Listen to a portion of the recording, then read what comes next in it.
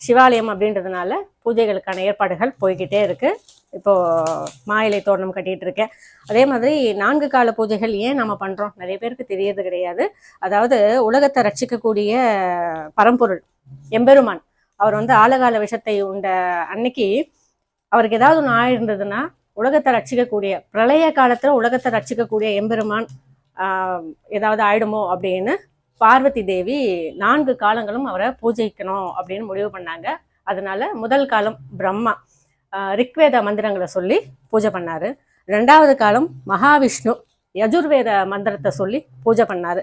3வது காலம் அம்பாளுக்கே உரிய சக்திக்கான ஒரு பூஜையாக அந்த காலகட்டத்தில் பூஜை பண்ணாங்க.